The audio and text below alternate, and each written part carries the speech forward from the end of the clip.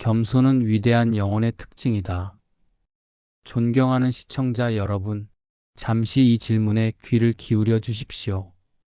당신이 가진 빛을 숨겨야 하는 이유를 아십니까?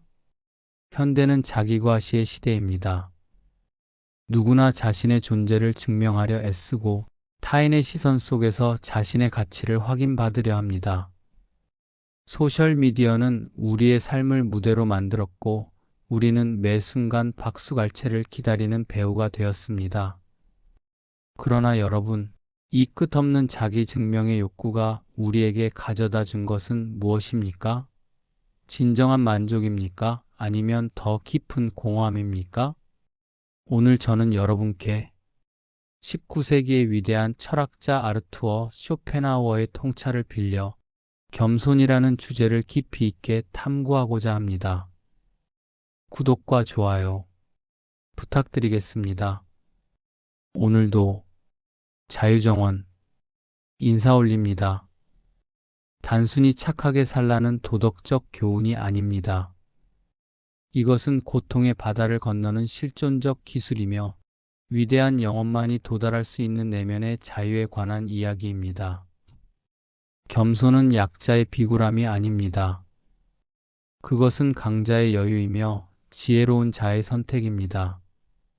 자, 이제 함께 이 여정을 시작해 보겠습니다. 겸손, 비굴함이 아닌 강자의 여유입니다. 여러분, 우선 우리는 겸손이라는 단어가 현대 사회에서 얼마나 왜곡되어 이해되고 있는지 직시해야 합니다. 많은 이들이 겸손을 자신감의 결핍으로 혹은 자신을 낮추는 비굴한 태도로 오해합니다. 겸손하게 살아라라는 말은 마치 내 능력을 숨기고 내 빛을 감추고 눈에 띄지 말라는 억압적 메시지로 들리기도 합니다. 하지만 진정한 겸손은 이와 전혀 다릅니다. 쇼펜하우어는 그의 저서 의지와 표상으로서의 세계에서 인간 존재의 본질을 맹목적 의지로 규정했습니다. 이 의지는 끝없이 무언가를 원하고 갈망하며 자신을 확장하려는 근원적 충동입니다. 모든 생명체는 이 의지의 표현이며 인간 또한 예외가 아닙니다. 그렇다면 겸손이란 무엇입니까? 겸손은 이 맹목적 의지를 자각하는 데서 시작됩니다. 자신 안에 끓어오르는 자기과시의 욕구, 타인을 지배하고 싶은 충동, 인정받고 싶은 갈망을 냉철하게 들여다보는 것입니다. 그리고 그것이 단지 생명의 본능일 뿐 진정한 나의 본질이 아님을 깨닫는 것입니다. 진정으로 겸손한 사람은 자신이 없어서 낮추는 것이 아닙니다. 오히려 그는 자신의 크기를 정확히 알기에 굳이 타인에게 그것을 증명할 필요를 느끼지 않는 것입니다. 사자는 자신이 사자임을 증명하기 위해 길거리를 활보하며 포효하지 않습니다. 그저 조용히 누워 있어도 그 존재감은 충분합니다. 반대로 약한 개들이 더 크게 짖습니다. 자신의 약함을 감추기 위해, 타인을 위협하기 위해 필사적으로 소음을 만들어냅니다. 여러분, 겸손은 강자의 특권입니다. 자신의 가치를 알고 있기에 타인의 평가에 흔들리지 않는 내면의 확신입니다. 이것은 비굴함과는 정반대편에 있는 덕목입니다. 쇼펜하우어는 이렇게 말했습니다. 위대한 영혼은 자신의 위대함을 드러내려 애쓰지 않는다. 마치 깊은 우물이 자신의 깊이를 증명하려 하지 않듯이 깊은 우물은 조용합니다. 돌을 던져야 그 깊이가 느껴집니다. 그러나 얕은 웅덩이는 작은 바람에도 출렁이며 소음을 냅니다. 여러분은 어떤 존재이기를 원하십니까? 소음으로 자신을 증명하는 얕은 웅덩이입니까? 아니면 침묵 속의 깊이를 간직한 우물입니까? 인간의 본능인 허영심과 그 파괴성에 대해서 이야기를 나눠보겠습니다. 여러분, 이제 우리는 겸손의 반대편에 있는 것, 바로 허영심에 대해 이야기해야 합니다. 쇼펜하우어는 허영심을 인간의 가장 보편적이면서도 가장 파괴적인 본능 중 하나로 보았습니다. 그는 이렇게 말했습니다. 인간의 허영심은 너무나 근본적이어서 가장 하찮은 인간조차도 타인의 눈에 비친 자신의 모습에 엄청난 가치를 부여한다. 허영심이란 무엇입니까? 그것은 타인의 의견 속에서 자신의 가치를 찾으려는 병적인 의존입니다. 허영심이 강한 사람은 자신의 존재 이유를 자기 내면이 아닌 타인의 시선과 박수갈채 속에서 구합니다. 여러분, 이것이 얼마나 위험한 노예 상태인지 생각해 보십시오. 타인의 인정을 갈구하는 순간 우리는 우리 자신의 주인이 아니게 됩니다. 우리의 행복과 불행이 우리 손에 있지 않고 타인의 입에 있게 되는 것입니다. 타인이 칭찬하면 우리는 하늘을 나는 듯 기쁘고 타인이 비난하면 지옥에 떨어진 듯 괴롭습니다. 이것은 진정한 자유가 아닙니다. 이것은 가장 비참한 형태의 예속입니다. 쇼펜하우어는 인간 사회를 날카롭게 관찰하며 대부분의 사람들이 이 허영심의 노예로 살아간다는 것을 발견했습니다. 사람들은 자신이 진정으로 원하는 것이 아니라 타인에게 잘 보이는 것을 추구합니다. 명품을 사는 이유는 무엇입니까? 그것이 진정으로 더 편하고 좋아서입니까?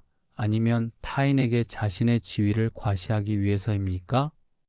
고급 레스토랑에서 식사하는 이유는 무엇입니까? 그 음식이 진정으로 더 맛있어서입니까? 아니면 그곳에서 찍은 사진을 SNS에 올리기 위해서입니까? 명문대학에 집착하는 이유는 무엇입니까? 진정으로 학문에 대한 열정 때문입니까?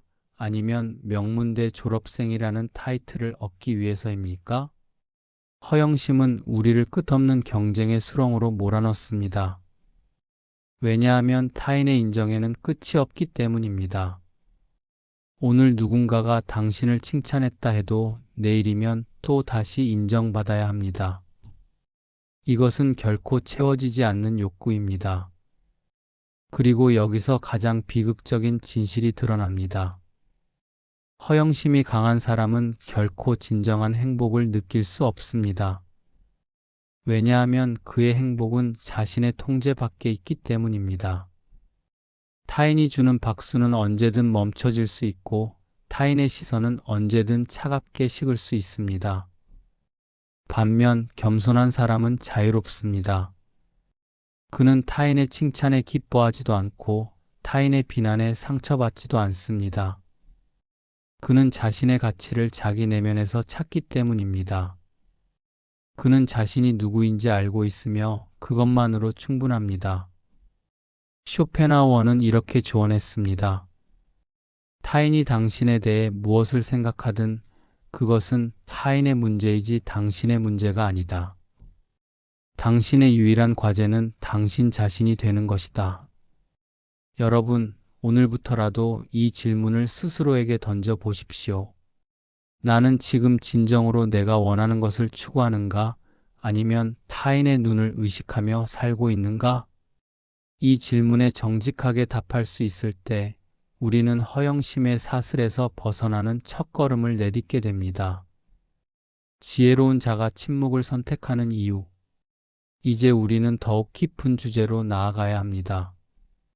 바로 침묵과 겸손의 관계입니다.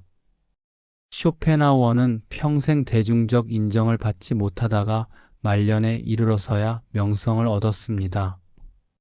그러나 그는 젊은 시절부터 자신의 철학적 통찰이 얼마나 깊고 독창적인지 알고 있었습니다. 그럼에도 불구하고 그는 자신을 과시하거나 대중의 박수를 구걸하지 않았습니다. 왜 그랬을까요? 그것은 그가 인간 본성의 가장 어두운 측면, 바로 시기심을 깊이 이해하고 있었기 때문입니다. 쇼펜하우어는 시기심을 인간의 가장 자연스러우면서도 가장 파괴적인 감정으로 보았습니다. 그는 이렇게 말했습니다. 시기는 인간의 본성이다. 타인의 행복을 보면서 고통받고 타인의 불행을 보면서 위안을 얻는 것, 이것이 바로 인간이다. 냉혹한 관찰입니다. 그러나 우리가 정직하다면 이것이 진실임을 부정할 수 없습니다. 누군가가 성공하면 우리는 진심으로 축하하기보다는 마음 한구석에서 불편함을 느낍니다. 누군가가 뛰어난 재능을 보이면 우리는 감탄하기보다는 자신과 비교하며 열등감을 느낍니다. 그리고 이 열등감은 곧 시기심으로 때로는 적대감으로 변합니다. 이것이 인간 본성의 어두운 측면입니다. 그렇다면 지혜로운 자는 어떻게 해야 합니까? 자신의 재능과 성취를 세상에 자랑해야 합니까? 아니면 조용히 감추어야 합니까? 쇼펜하우어의 답은 명확합니다. 지혜로운 자는 침묵을 선택합니다. 그것은 비겁함 때문이 아닙니다. 그것은 불필요한 적을 만들지 않기 위한 전략적 선택입니다. 당신이 당신의 뛰어남을 드러내는 순간 당신은 수많은 사람들의 시기심을 자극합니다. 그들은 의식적으로든 무의식적으로든 당신을 끌어내리려 할 것입니다. 그들은 당신의 성공을 폄하하고 당신의 능력을 의심하며 당신의 인격을 공격할 것입니다. 여러분, 이것은 역사가 반복적으로 증명한 진실입니다. 소크라테스는 왜 독배를 마셔야 했습니까? 그가 아테네 사람들보다 지혜로웠기 때문입니다. 예수는 왜 십자가에 못 박혔습니까?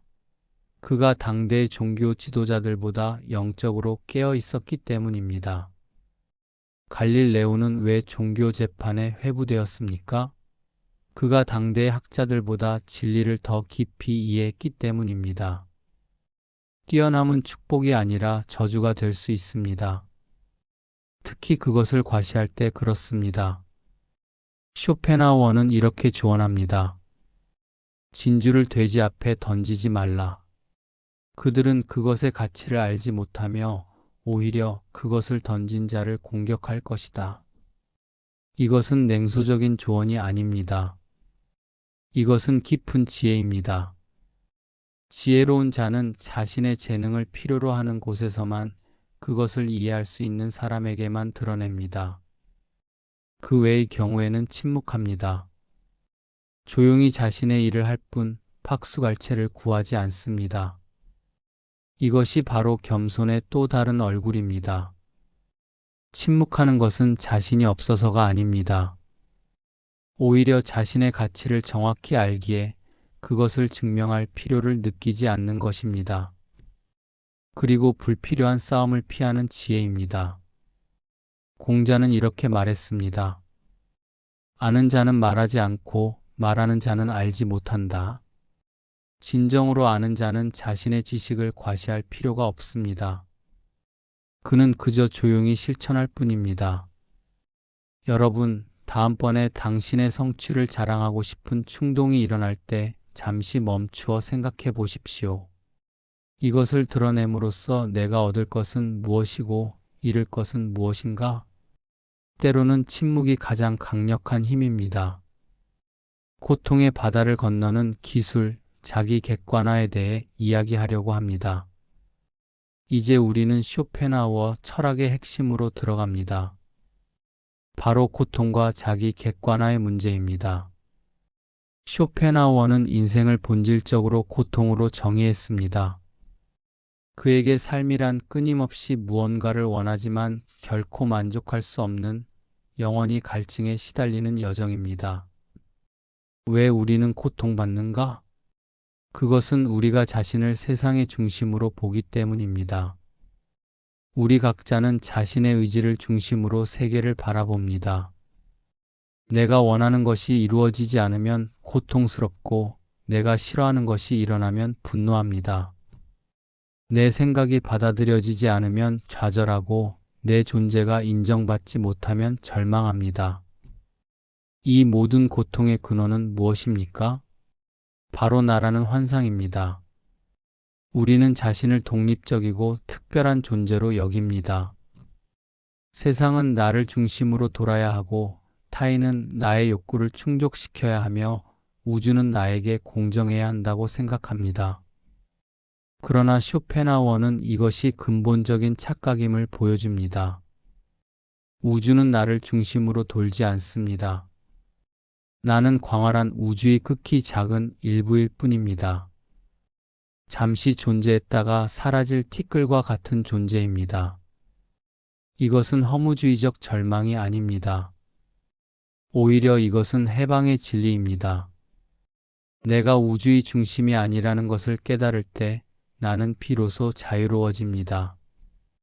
왜냐하면 세상이 내 뜻대로 되지 않는 것이 당연하기 때문입니다. 타인이 나를 인정하지 않는 것이 당연하기 때문입니다. 내 계획이 실패하는 것이 당연하기 때문입니다.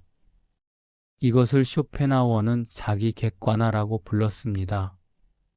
자신을 객관적으로 바라보는 능력, 즉 나를 우주 전체의 맥락 속에서 보는 시각입니다.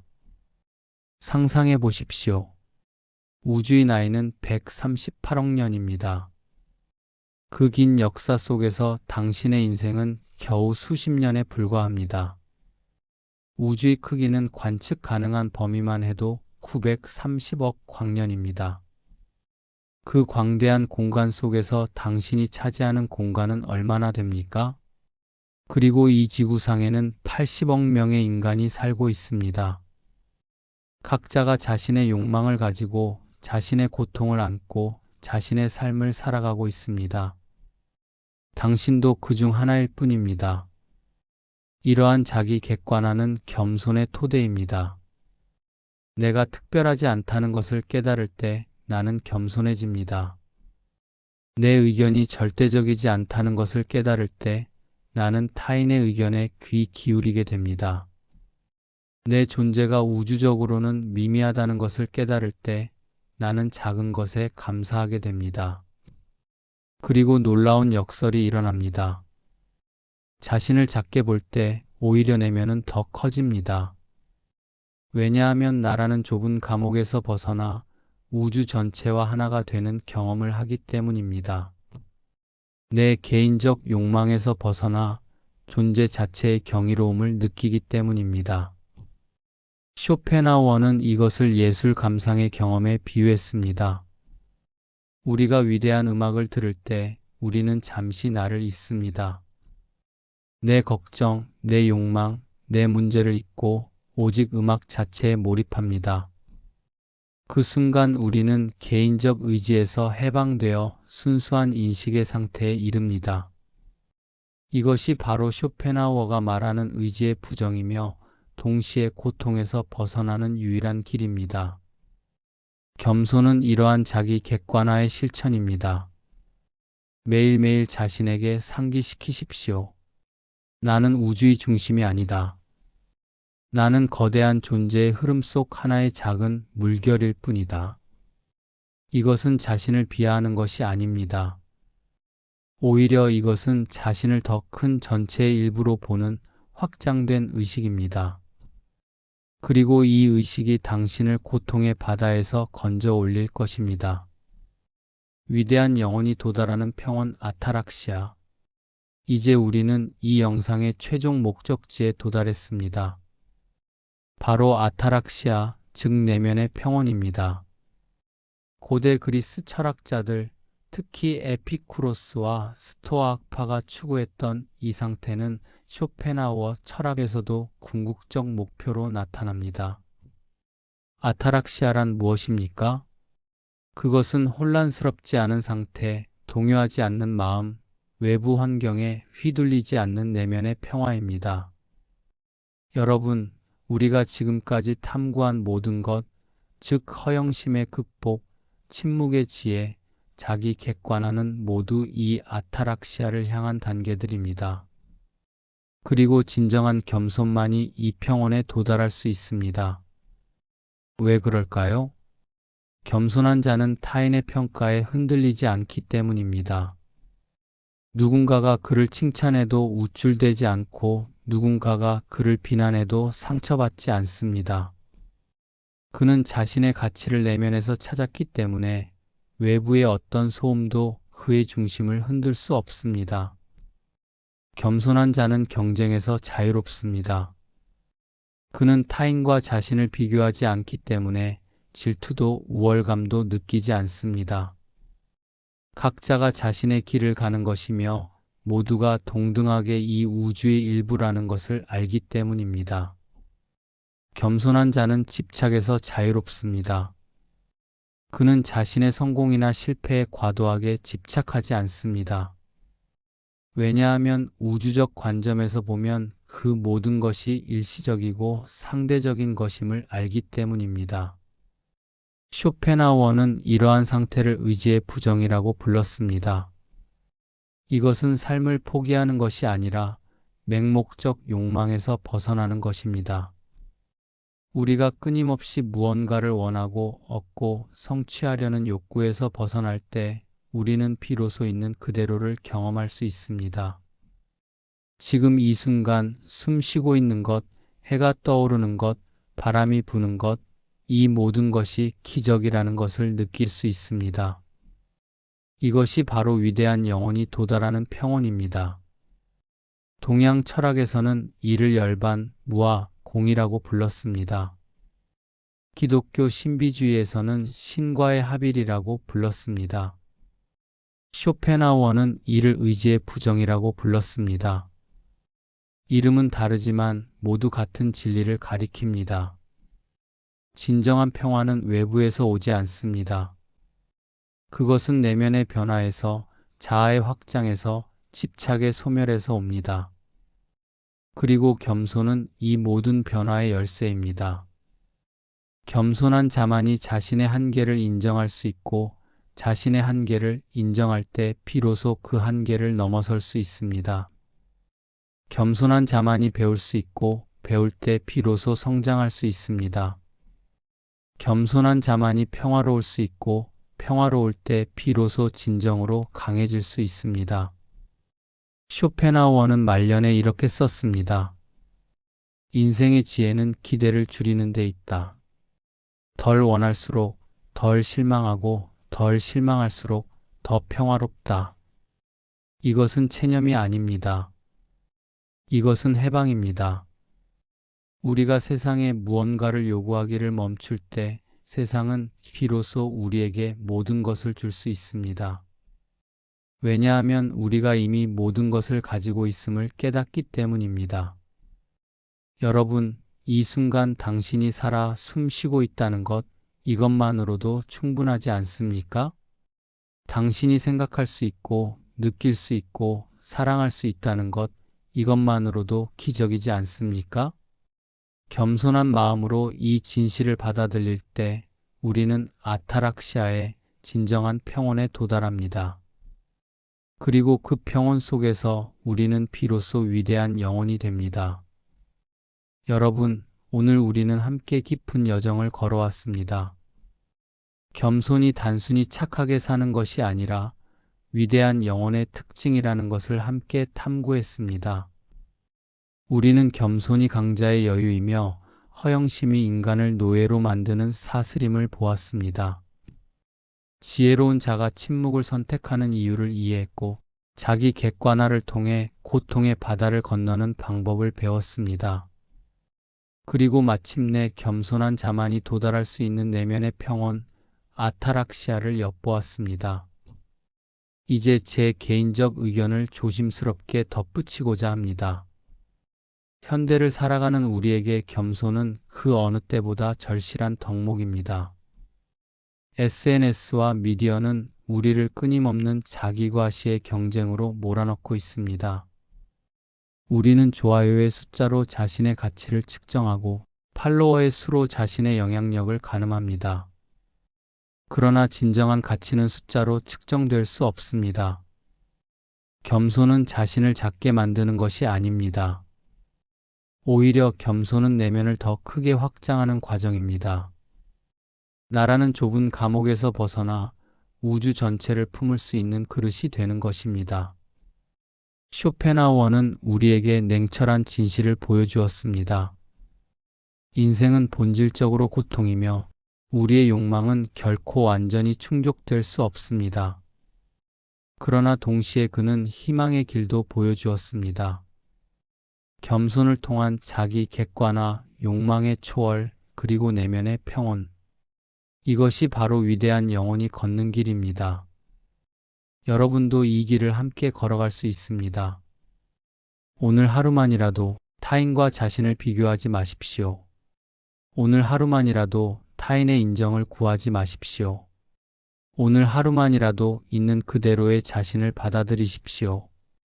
그리고 조용히 질문해 보십시오. 나는 진정으로 무엇을 원하는가? 타인의 박수인가? 아니면 내면의 평화인가?